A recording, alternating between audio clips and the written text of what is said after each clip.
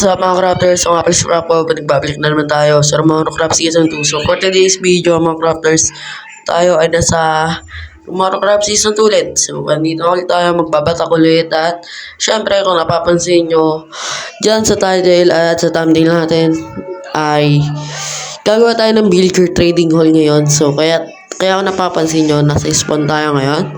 Ibang structure to. So nagbota kami kanina dito. So ang binil ko to kagabi. So buti na nga lang nakakuha kagad ako ng mga quartz panggawa dito. So nung naubos yung quartz ko, ginamitan ko na lang din ng mga kahoy ng mga netong mga deep slate. So ayun nga, kalaban natin kanina sa botohan ay si Kaiju. So, mayor ang tinakbo natin. Tumakbo tayo as mayor. So, ngayon, tayo ang nanalo. So, intense na laban din yun halos. So, ipapakita ko sa inyo yung clip. Ito yung clip ng botohan.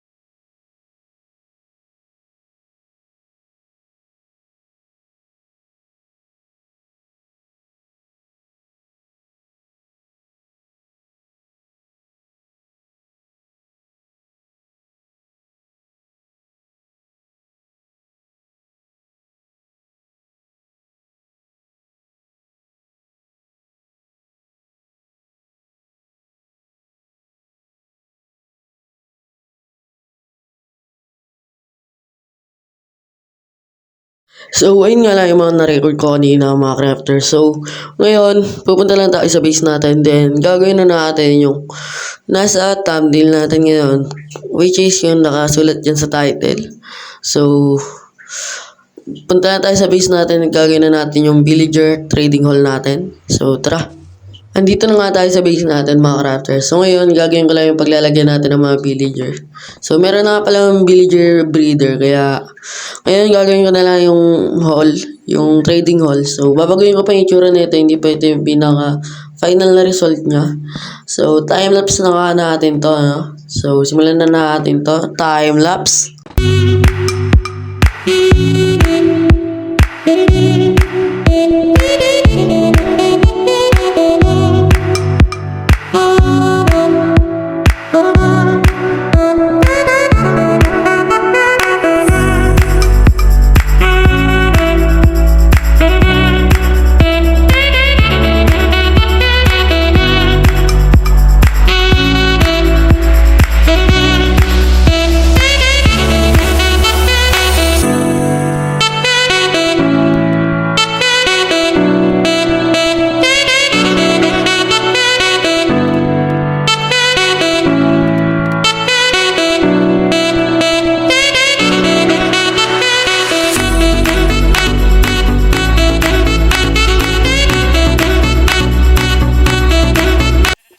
Ayun nga mga crafters, no? So, update lang.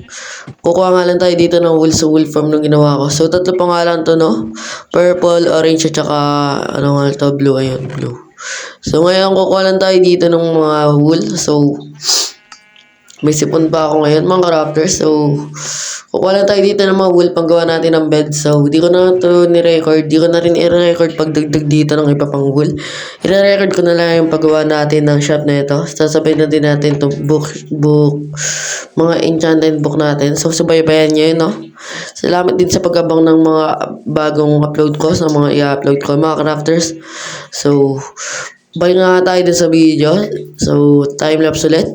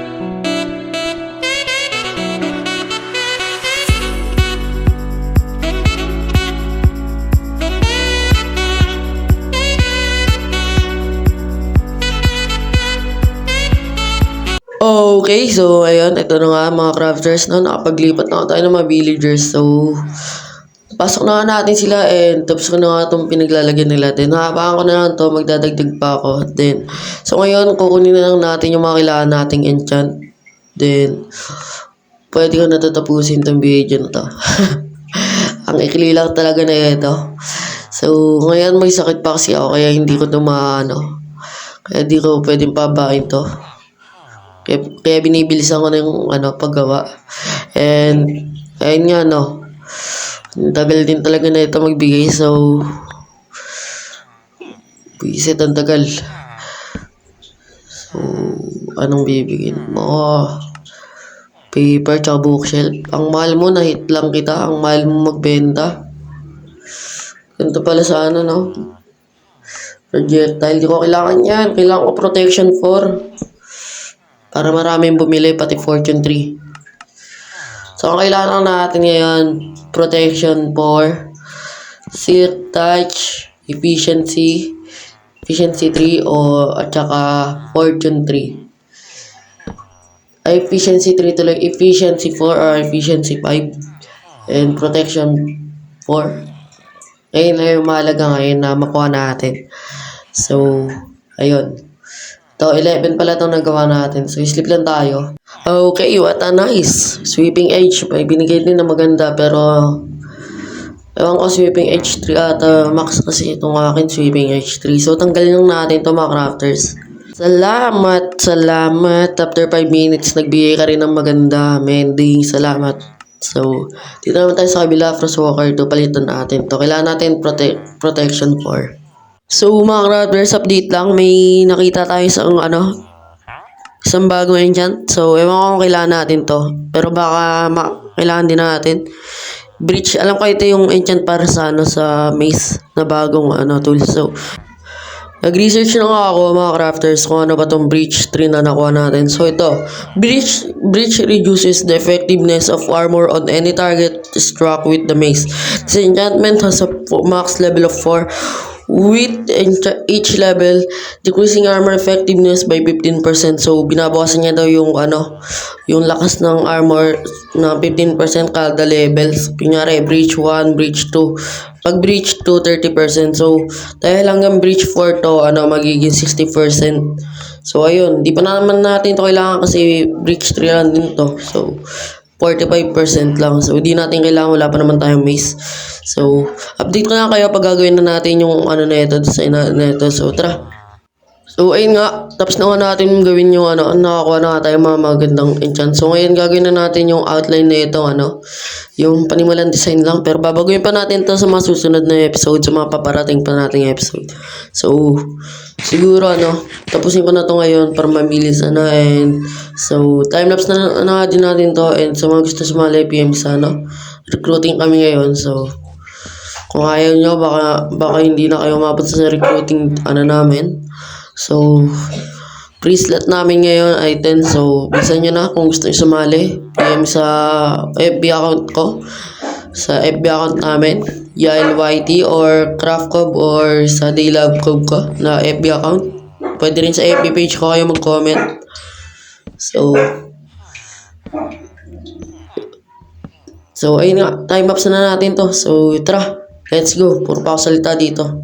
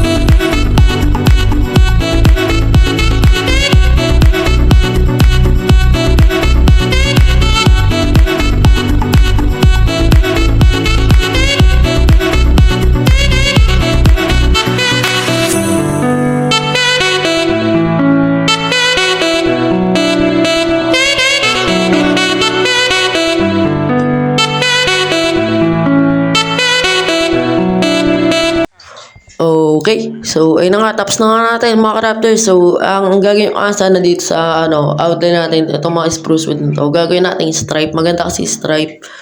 Good looking kasi yung stripe wood eh. Yung stripe spruce.